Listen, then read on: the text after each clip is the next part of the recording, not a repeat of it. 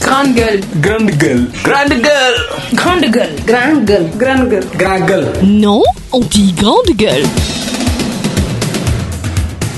Bonjour Mamadou Laminka. Bonjour Modi, bonjour Hawa. Bonjour Hawa. Bonjour et rebonjour. Et bonjour aux auditeurs et auditrices. Bonjour à Mondo Ndo et c'est parti pour la une des quotidiens pour démarrer cette émission Les Grandes Gueules. Avec ces journaux parus ce jeudi 1er décembre 2016 à la une de Direct Info, le chef de l'État face à l'opposition ce jeudi. Des alliés sont base hostiles à la rencontre. À la une de Zoom Info, rencontre entre Macky Sall et l'opposition. Serine Bakendiaï fixe son ordre du jour. Il n'est pas pertinent de réclamer le départ du ministre de l'Intérieur. Le dialogue politique doit porter sur des questions d'intérêt national. À la une de Vox Populi, l'opposition entre le palais de justice et le palais présidentiel. Barth enfonce Watt et met le chef de l'État devant ses responsabilités. Diaz fils demande à Macky de ne pas s'immiscer dans les problèmes du Parti socialiste. Physiquement, je viendrai au tribunal, mais je ne participerai pas à un complot politique. À la une de Wolf Quotidien. Procès du meurtre de Ndiaga Diouf. Barthélémy Diaz convoque Macky au tribunal. À la une de Sud Quotidien, affaire Ndiaga Diouf. Diaz mouille Maître Wade et rappelle à Macky Sall ses propos. À la une de Réumi Quotidien, le ballet macabre continue. Une dame de 58 ans violée puis étranglée à Bignona. La carte d'identité biométrique fait également un mort à Ziguinchor. À la une du quotidien, le quotidien, série de meurtres. Oumar ne voit pas le mal dans le pays. À la une de l'Observateur, insécurité routière, meurtre, peine de mort. Les coups de gueule du général Nian. D'autres taximans risquent d'être tués. Ils sont arrogants, mal élevés. Je suis pour la peine de mort et les dissuasive. La circulation routière au Sénégal est cause d'insécurité. À la une du quotidien national, programme de développement territorial. Macky Sall pour un cadre interministériel de gouvernance et de coordination doté Diamniadio et Lacrosse d'un statut spécial. Examiner les modalités d'aménagement et d'exploitation de la Grande Côte, entre autres volontés présidentielles. À la une de 24 heures, info, contact d'affaires, échanges commerciaux au cœur d'une FIDAC à bout de souffle. À la une de Sonolambe, depuis leur première confrontation en 2011.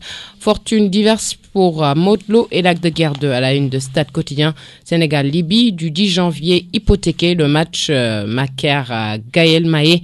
Facteur bloquant, c'est là la une des quotidiens paru ce jeudi 1er décembre 2016, journée de lutte contre le sida. Hawa, merci. Lamine, les titres. Oui, dialogue national, rencontre entre l'opposition et le pouvoir au palais de la République. Je retiens également la sortie du directeur général de la police nationale, M. Omar Mal, la sortie du général Nian sur l'insécurité, de manière générale. Je retiens également le procès de Barthélémy Diaz, retenu aujourd'hui, 1er décembre. Je retiens également la journée mondiale de lutte contre le sida. Hawa? Oui, en plus de ces trois titres, politique, sécurité, j'ai un intérêt pour ce regain de la criminalité avec cette dame à qui on a attenté à la vie à Bignona avec viol en même temps suivi de meurtre. Face à tous ces discours avec le directeur de la police nationale qui veut écarter la thèse de l'insécurité, est-ce également possible face à tous ces meurtres et à toutes ces violences faites aux femmes également et toutes les interrogations qui s'en suivent? Alors, dialogue politique pour démarrer cette émission. L'opposition rencontre le chef de l'État aujourd'hui ou le chef de l'État rencontre l'opposition aujourd'hui? Le chef de l'État reçoit l'opposition. C'est les deux à la fois. C'est les deux à la fois. Bon, parce que ce n'est pas au président de la République aujourd'hui, excusez-moi, d'aller rejoindre l'opposition. Donc, c'est lui aujourd'hui le chef suprême du pays. Donc, c'est lui qui doit convoquer. Et il reçoit cette opposition divisée sur des questions. Donc, on en a parlé il y a cela 3 jours, on en a parlé avant-hier, on en a parlé hier. Aujourd'hui encore, nous en parlons. Espérons tout simplement que l'issue de cette rencontre entre le pouvoir et l'opposition, des solutions durables seront trouvées pour qu'enfin que cette polémique sur le fichier électoral et sur d'autres questions soit tout simplement élucidée, parce que il faut qu'on avance. Il faut qu'on avance, il faut qu'on travaille parce que l'heure est au travail, mais pas à des dialogues interminables qui finalement ne mènent absolument à rien. Et je réitère ce que j'avais dit hier, c'est tout à fait salutaire qu'aujourd'hui, que le pouvoir et l'opposition ne se voilent plus la face et qu'ils osent tous les deux faire face à ce qui les oppose, en discuter de manière sereine et sincère pour enfin trouver des solutions. Seulement, je ne comprends pas l'attitude de certains Sénégalais, l'attitude de certains opposants. Finalement, on s'oppose pourquoi? Mais on s'oppose pour trouver des solutions. Quand le président de la République convoque ou bien accepte sous la demande de l'opposition de discuter avec elle, mais c'est pour discuter. Pourquoi s'opposer et ne pas vouloir, comment dirais-je encore, dialoguer? Moi, je pense que c'est de la mauvaise foi, tout simplement. Des membres du rang de l'opposition qui refusent de participer à cette rencontre. Hawa.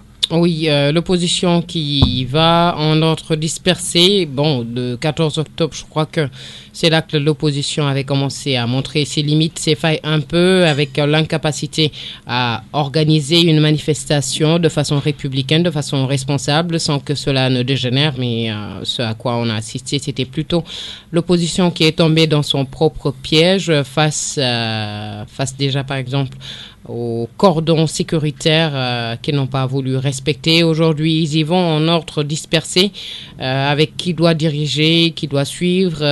Aux dernières nouvelles, avec la une des quotidiens, je vois que c'est Mamadou Diop Decroix qui doit diriger les leaders de l'opposition qui doivent rencontrer le président de la République. Apparemment, le coordonnateur Malick Gakou était, aux dernières nouvelles, en dehors du territoire sénégalais. Ça n'augure rien de bon et après ce que Mohamedou Lamine Ka soulève également, on ne peut pas fermer les yeux là-dessus, c'est-à-dire on ne peut pas s'opposer juste pour le plaisir de s'opposer. Ça dénote d'un manque de bonne foi déjà et de patriotisme, vu tout le discours qu'ils nous tiennent, ces pratiques qu'ils dénoncent avec le régime en place. Après, si on se rend compte qu'ils ne valent pas mieux que tout ça, après c'est simplement décevant et la résultante, c'est qu'après le peuple il est perdu face à tout ceci, face à un État qui fait tout pour trouver des solutions aux problèmes des Sénégalais, à cette aspiration à une meilleure démocratie, c'est-à-dire avec une opposition qui participe de façon active à la marche du pays, qui apporte sa pierre à l'édifice national. C'est simplement dommage pour les leaders de l'opposition. D'un autre plan, ce discours de Serine Bakendiaï, quand même, qui demande à l'opposition de ne pas s'accrocher sur leur volonté de voir le ministre de l'Intérieur se laver les mains. Concernant l'organisation des élections, je ne comprends pas ce discours. Bon, après, on ne comprend pas déjà l'attitude de certains responsables entre guillemets politiques qui changent de camp et de bord au gré de leurs intérêts ou au gré de leurs appétits. Et après, qu'elle fixe des conditions à l'opposition. On ne peut pas fixer à l'opposition sur quel point elle va discuter et sur quel point elle doit pas piper mot. Ça, c'est antidémocratique. Il n'y a qu'à s'armer de bonne foi de part et d'autre, aussi bien de l'opposition que du pouvoir en place, pour parler des questions purement sénégalaises pour que des solutions soient trouvées et qu'on avance encore une fois. Le Sénégal, c'est un pays où on est vraiment roi, on est champion avec nos discours et des paroles. Et malheureusement, si on pense que l'émergence, c'est des paroles, ça rêve. L'émergence, le développement, l'épanouissement de la population sénégalaise, la condition sine qua non d'y arriver, ce sont des actions concrètes avec peu de paroles d'ailleurs. Il faut arrêter les discours interminables dans ce pays. Ils ont décidé de boycotter. Il s'appelle Pape Diop, Ousmane Sonko, Abdoul Mbaye, Idrissa Seck, entre autres. Est-ce à dire que cette opposition est prête à se radicaliser s'ils refusent aujourd'hui le dialogue? Bon, d'abord, moi je m'interroge pourquoi ce refus. Pourquoi ils doivent refuser de rencontrer le président de la République? Bon, ils ont leur raison. Mais à mon sens... Parmi les arguments fournis, il parle du référendum. Mhm. Il n'y a pas eu de concertation préalable concernant plusieurs questions concernant le processus électoral. Ils disent que le mal est déjà fait. Ils ne voient pas l'intérêt de dialoguer encore avec le chef de l'État. Il n'est jamais trop tard. Il n'est jamais trop tard. Il n'est jamais trop tard pour bien faire. Il n'est jamais trop tard pour se ressaisir. Et je pense que, comme on a l'habitude de le dire, le Sénégal est un pays de tradition, c'est un pays de dialogue. Nous avons une longue histoire de dialogue, une longue tradition de dialogue. Maintenant, à vouloir ne pas aujourd'hui poser les vraies questions, À être jusqu'au boutiste un peu. jusqu'au boutiste, à mon sens, cela ne sert absolument à rien. Il y a d'autres soubassements qui, à mon sens, peut-être peuvent expliquer ce refus d'une partie de cette opposition qui refuse de face à face. Parce qu'en fait, à mon sens, c'est un refus de face à face. De face à face. Si aujourd'hui le président de la République, lui, n'a pas peur de faire face à cette opposition, elle ne doit pas avoir froid aux yeux. Elle doit tout simplement accepter la main tendue du pouvoir et accepter de dialoguer. Y aller. Aller à cette rencontre ne signifie pas qu'on sera d'accord sur tout ce qui sera dit. Mais en bon citoyen, en bon patriote, ils ont le devoir d'aller répondre au chef de l'État. Qu'on le veuille ou non, c'est lui le président de la République. Qu'on le veuille ou non. Faut qu'il s'y fasse. Oui. On a beau nier l'évidence, mais c'est lui le chef aujourd'hui. S'ils veulent diriger demain le Sénégal, ils doivent s'armer de patience. Et respecter les institutions. Respecter les institutions de la République. Moi, c'est à ça que je les invite et je pense que je le partage avec beaucoup de Sénégalais. Avec beaucoup de Sénégalais. Aujourd'hui, 1er décembre, jour du procès de Barthélémy Diaz qui s'ouvre ce matin, Hawa. Oui, c'est ce 1er décembre enfin qu'on va élucider devant la justice sénégalaise le meurtre à la mairie de Mermoz Sacré-Cœur de Ndiaga Diouf, qui avait coïncidé avec l'attaque quand même de cette institution en 2011. Aujourd'hui, Barthélémy Diaz a obtenu une part de cette manche de bataille, c'est-à-dire sa volonté de voir son immunité parlementaire levée. Enfin, il peut faire face au président du tribunal correctionnel de Dakar, sauf qu'il y va avec des aveux. Il enfonce encore une fois l'ancien président de la République, Abdoulaye Wade, et il rafraîchit un peu la mémoire au président de la République, Macky Sall, sur ses propos à l'époque. Et aujourd'hui, il dit qu'il va se présenter devant la justice sénégalaise, mais qu'il ne prendra pas part à ce qu'il appelle un complot politique. Ailleurs, il dit: on a voulu me tuer comme on avait fait avec feu Boubacar Seye. Et ailleurs, il dit également qu'on a voulu le brutaliser, comme ce à quoi on avait assisté avec Talesela, avec les fameux coups de marteau, et que lui, il y a échappé parce qu'il a riposté. Aujourd'hui, je crois que tout le monde s'attend à un procès juste, équitable, où la vérité jaillira enfin, et toutes les personnes citées dans cette affaire aussi. Qu'il soit entendu, que toutes ces personnes soient entendues, et qu'enfin, qu'on dépasse cela, que la famille de Feu Ndiaga Diouf et enfin le cœur net, et pour, comme on dit, le repos de l'âme de Feu Ndiaga Diouf. Parmi les arguments brandis par Barthélémy Diaz, des enregistrements sonores de Macky Sall et Abdoulaye Wade. Macky Sall qui disait que ce sont les nervis du Parti démocratique sénégalais. Abdoulaye Wade qui a avoué sur les ondes de RFI que tous les partis politiques ont leur sécurité et que ces hommes étaient à 300 mètres de la mairie de Barth, et lui, comme un cowboy, il est sorti pour dégainer. Ok. Bon, preuve. Tout ça, c'est les politiciens. Hein? Oui, preuve pour preuve.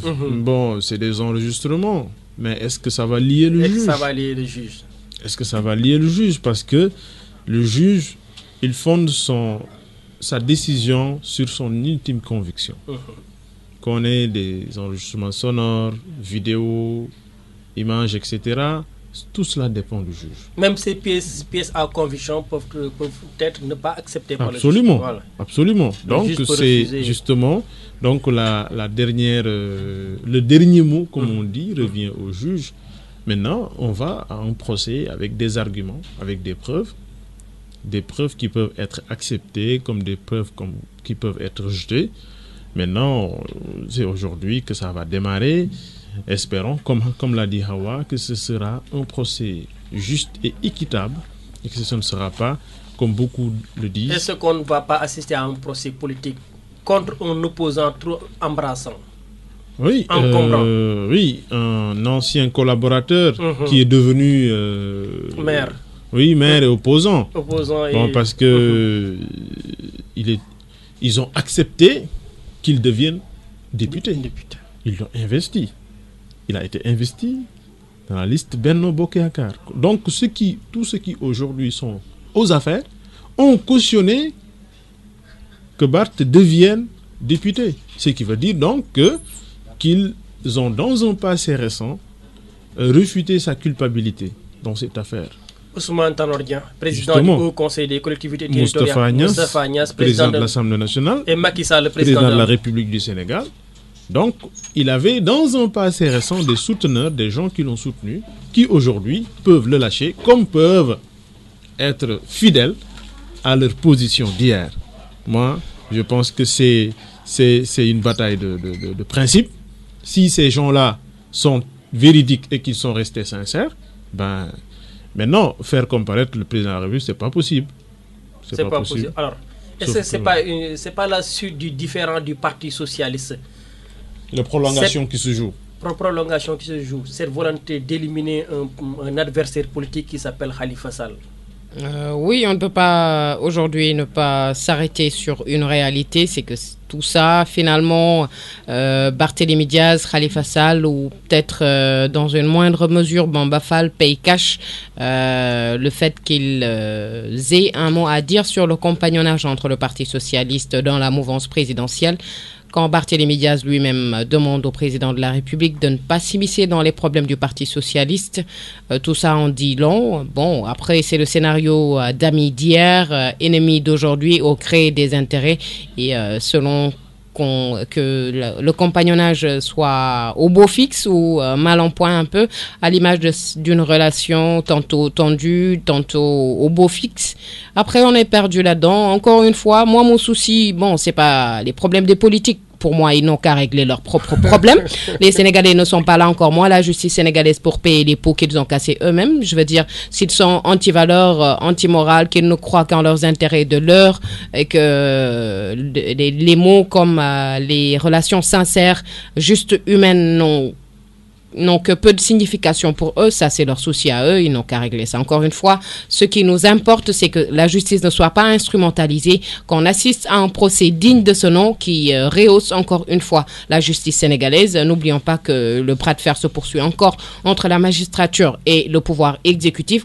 Et moi, j'ai les confidences de souteneurs du président de la République aujourd'hui qui soutiennent cette bataille des magistrats. Pour eux, c'est un combat de principe simplement, d'avoir une justice libre et équitable et non instrumentalisée par le pouvoir exécutif. Justice et sécurité, il n'y a qu'un pas à franchir. Hier, le directeur général de la police a fait une sortie. Selon Omar Mal, il n'y a pas d'insécurité, mais il y a un sentiment d'insécurité au Sénégal. Nuancé. Oui, je partage. Je partage dans une certaine mesure ces propos du directeur général de la police nationale. Parce que ce à quoi nous assistons, c'est de l'insécurité domestique. Vous l'avez tout le temps dit. C'est de l'insécurité domestique et c'est en réalité un drame. Ça va au-delà de l'insécurité. Parce qu'une insécurité, on la combat par des moyens personnels, moyens matériels, mais un drame, on le combat à travers, comment dirais-je encore, les valeurs, à travers, comment dirais-je encore, l'éducation. Ça va au-delà. Donc, c'est plus compliqué que ce que l'on pense. La police, c'est vrai, elle connaît des hauts et des bas. Il y a un déficit de personnel. Il y a également, comment dirais-je encore, manque de matériel, mais ils font ce qu'ils peuvent, les policiers. Même si, tout récemment, on a entendu Abdoulaye Baldé, un ancien flic, c'est un ancien commissaire de police, qui dit que la gendarmerie et la police ne font pas assez de rondes, effectivement. On ne fait de rondes que quand il y a un président de la République qui vient au Sénégal. On sécurise. Quand, par exemple, Barack Obama vient au Sénégal, on sécurise. On met hors état de nuire tous les délinquants et tous les autres malfrats.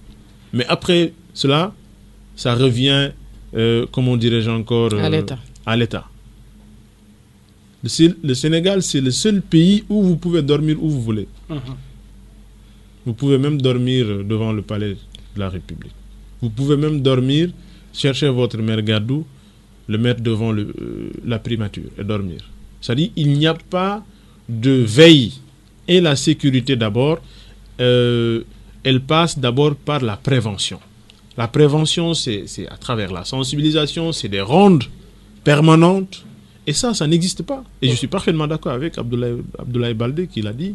Mais non, aujourd'hui, il faut peut-être doter la police d'autres moyens plus efficaces. Parce que même les violences domestiques, l'insécurité domestique peut être combattue par la police.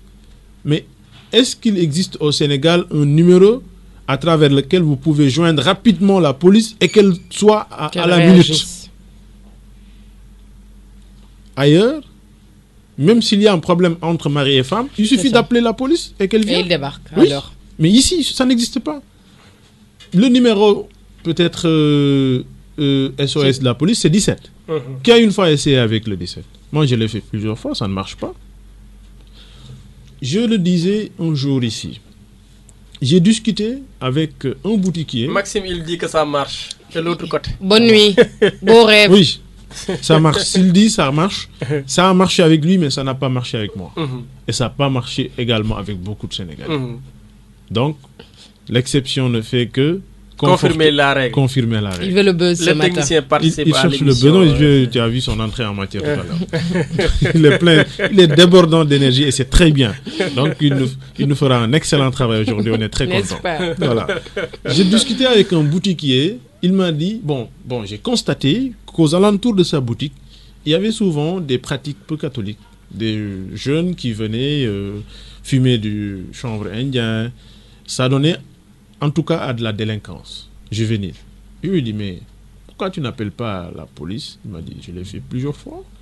J'ai dit, pourquoi est-ce que la police est une fois venue? Il m'a dit, non, elle n'est jamais venue. J'ai dit, pourquoi? Il me dit, à chaque fois que je les appelle, ils me disent qu'il faut que je paye le déplacement. C'est-à-dire que il faut que je paye le carburant. Mais avec de telles pratiques, c'est pas demain la veille. C'est des choses qu'il faut régler. Si on veut vraiment, effectivement, il a raison, c'est un sentiment d'insécurité parce qu'aujourd'hui, toi et moi, il peut y avoir une violence. Aujourd'hui, on peut se battre et je te poignarde. Que Dieu nous en préserve.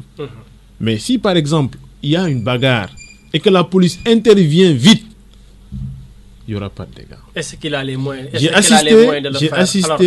assisté à une agression. 2 jeunes qui étaient en moto. Les populations ont pu maintenir, c'était ici à Sacré-Cœur. Les populations ont pu, attraper l'un de ces 2 bandits. Mais ils l'ont attrapé à 7h du matin. C'est vers le coup de 8h que la police a débarqué. Médecin après la mort.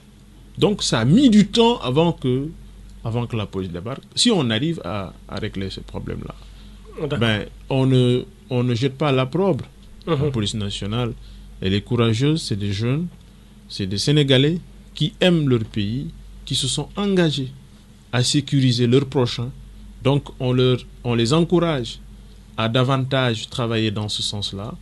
Ils ont beaucoup de mérite, mais il y a beaucoup à faire. Alors, le général Niang, lui, propose cette alternative, la peine de mort. Je pense pas qui serait au moins dissuasif. Je suis pas jusqu'au boutiste. Je pense pas qu'il vaille qu'on soit si radical. Essayons de trouver déjà des solutions, mais quand on voit quelque part cet aveu d'échec avec le directeur général de la police, Omar Mal, qui dit la police ne peut pas. Chaque fois que vous voyez ne peut pas, c'est un sentiment quelque part c'est un aveu d'échec. D'impuissance. C'est un aveu d'échec en Un aveu partie. d'impuissance. Certes, ils ne peuvent pas gérer les violences domestiques, mais tout ça, on peut les prévenir encore une fois. Il y a beaucoup de situations qui dégénèrent. C'est parce que tout au début, on n'a pas voulu prendre des solutions sur le champ, sur le coup, et laisser que ça s'envenime. Vous voyez, ces personnes, ces membres d'une même famille à couteau tiré, avec des discours qui dénotent de beaucoup de violence, des menaces même. Il arrive que des personnes arrivent dans les services de sécurité et que, voilà, on traîne les pieds, comme on dit, la réactivité pose problème après vouloir s'agripper à la peine de mort, qu'on ressuscite cela aujourd'hui pour apporter une solution là-dessus. Non, c'est en tout ça. L'introspection déjà, ça doit se faire. Et ça doit venir de nos autorités, garants de notre sécurité et de celle de nos biens. Et ne pas se dire que, voilà, on ne peut rien faire, croiser les bras ou rester comme ça inactif. Il faut trouver des solutions. Un problème, tant qu'il est là, tant qu'on n'a pas trouvé la solution, on doit poursuivre les efforts. Et quelque part, voilà, l'esprit d'enfant de troupe, c'est que on n'abandonne jamais la mission. On accomplit la mission, au contraire, jusqu'au bout, au péril de sa vie, les armes à la main. C'est ça qui force le respect vis-à-vis des enfants de troupe.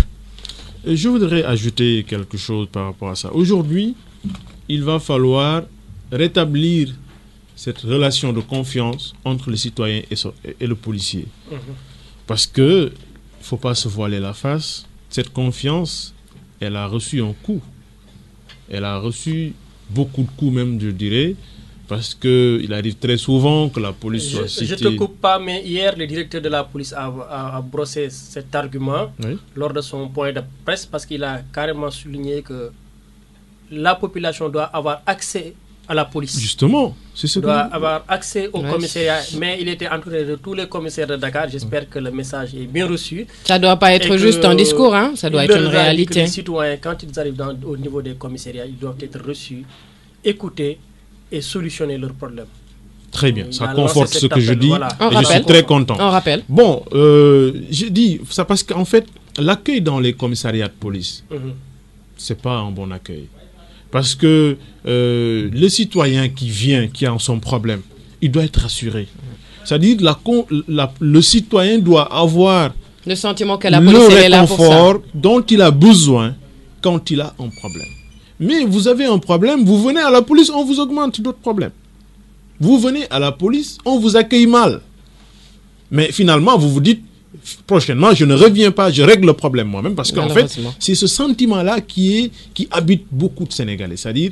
la vendetta populaire. Justement, je dis, de toutes les façons, la police ne peut pas régler mon problème. Il y a souvent des discours qu'on entend. Même si tu l'amènes à la police, on va le relâcher. Ça ne doit pas se passer comme ça.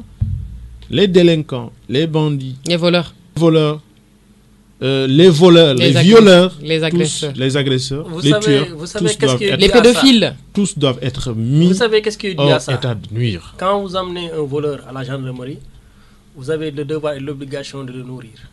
Vous.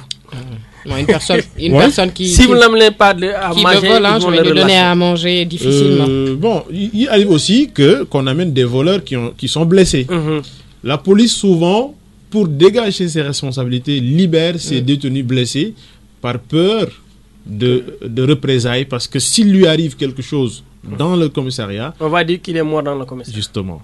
Il a subi des sévices, des tortures, etc. Tout cela aussi, il faut de la sensibilisation. Il faut que le citoyen comprenne que quand il attrape un voleur, il ne doit pas le frapper, il ne doit pas lui briser les os, il ne doit pas lui casser la tête, ni lui crever un œil. Il doit l'amener à la police intact. C'est en ce moment que la police va faire son travail. Mais tout cela nécessite... Nul n'a le droit de faire justice soi-même dans une république en tout cas. Et nous sommes dans une république, nous ne sommes pas dans une anarchie. Il faut rétablir cette relation de confiance entre le citoyen et ses policiers, le citoyen et ses gendarmes, le citoyen et sa justice. de manière générale. La mère de l'humanité, aujourd'hui 1er décembre, journée mondiale de lutte contre le sida, la sensibilisation. Oui, beaucoup de sensibilisation. Déjà, saluer les efforts du Sénégal dans la lutte pandémie, même si de résistance à l'intérieur du Sénégal, dans certaines qu'on va appeler les zones rouges un peu, qui étant aussi ces organisations nationales onusiennes en particulier qui ont décidé d'amoindrir ou d'autres même qui menacent simplement de ne plus injecter les ressources pour la lutte contre cette maladie. La stigmatisation également avec les personnes vivant avec le VIH-Sida, même si l'Assemblée nationale sénégalaise a voté il y a 7 ans ou 6 ans en arrière la loi interdisant la stigmatisation de cette couche. Et ailleurs, voilà, tout ce qui est psy un peu, tout ce qui est dans la tête des gens et qui empêche qu'on aille procéder au dépistage. Et voilà, avoir peur n'a jamais donné de solution, n'a jamais rien réglé dans la vie. Il faut au contraire prendre son courage à deux mains et pouvoir faire face à son destin. Si la personne malheureusement est porteuse du virus, au moins que la personne puisse faire face à la prise en charge, pouvoir vivre, parce que c'est connu maintenant avec les antirétroviraux, avec la prise en charge, avec l'avancée des technologies et de la médecine en général, que ces personnes-là vivent mieux, peuvent fonder des foyers, même avoir des enfants et tout le reste. Le mal étant fait, après il faut voir comment sauver la face et sauver les meubles. Et pour ceux qui ne l'ont pas encore attrapé, vraiment la conscientisation, c'est au niveau de la responsabilité, surtout en matière de sexualité, avec déjà les professionnels du sexe, comme on dit, le plus vieux métier au monde. Il y a une autre aussi pratique, cette prostitution déguisée, clandestine, dans les maisons, on en parlait hier, dans les appartements, dans les quartiers, dans les rencontres et autres, les points de chute des transporteurs et autres. Voilà, vigilance et prudence. La vie ne mérite pas qu'on cache le reste de sa vie juste pour des questions de minutes ou de secondes d'instinct. Alors, pour le financement de la lutte contre le sida, la tuberculose et le paludisme, les organisations, associations qui militent dans ces secteurs proposent qu'on retire 1% des salaires de tous les travailleurs. Est-ce une bonne proposition? Qui a dit ça? Les associations et organisations qui luttent contre la propagation du sida. Les travailleurs, mettre à contribution un peu les tout le monde. Les travailleurs quoi. de la fonction publique ou les travailleurs de manière générale? De la fonction publique, 1%. Oui, ils veulent mettre à contribution également le secteur privé, entre autres. Oui, parce qu'en fait, le problème du sida et d'autres maladies, c'est que l'État ne fait pas... En fait, le problème se pose au niveau du financement, des subventions. L'État du Sénégal avait, je crois bien, en 2013 à Maputo, promis de prendre en charge essentiellement cette question-là. Mais jusque-là, ça peine à se faire. Et aujourd'hui, les organismes internationaux qui décident de se retirer de plus en plus, et le Sénégal devait assurer 70% de ces subventions-là. Mais jusque-là, l'État peine même à subventionné à hauteur de 30% le sida. Donc ça pose problème. Et cela aussi pose un autre problème, c'est que quand les malades ne sont pas pris en charge, ils se prennent en charge. Comment? Ils se prennent en charge en se prostituant. Par exemple, si on prend les femmes qui sont atteintes du sida et qui sont laissées à elles-mêmes, mais elles décident de se prostituer pour subvenir à leurs besoins. Donc, je pense que c'est une proposition... C'est dangereux, quoi. Oui, c'est dangereux. Et personne n'est à l'abri. Personne n'est à l'abri. S'il y a du je m'en foutisme, si les malades font du je m'en foutisme, et il faut éviter d'installer ce qu'on appelle de la rancune, de la haine dans le cœur de ces malades-là. Sinon, ils peuvent se dire, voilà, nous sommes laissés abandonnés par cette société-là, nous allons nous venger contre cette société. Et ça, c'est mauvais. Donc, je pense que tout Sénégalais aujourd'hui doit s'impliquer, malade ou sain. Je pense que tout le monde doit aujourd'hui s'impliquer dans cette lutte contre le sida et en faire une affaire personnelle. Et je pense que c'est comme ça que nous arriverons à tout simplement surpasser ce problème. Alors, vous avez parlé du protocole de Maputo. En 2009, tous les États africains ont été instruits qu'à l'horizon 2015, que 15% de leur budget soit consacré à la santé. Aucun pays africain jusqu'à après ne l'a respecté. Et c'est là où nous terminons cette première partie Grande gueule. Grande gueule. Grande gueule. Grande gueule. Grande gueule. Grande gueule. Grande gueule. Non, on dit grande gueule.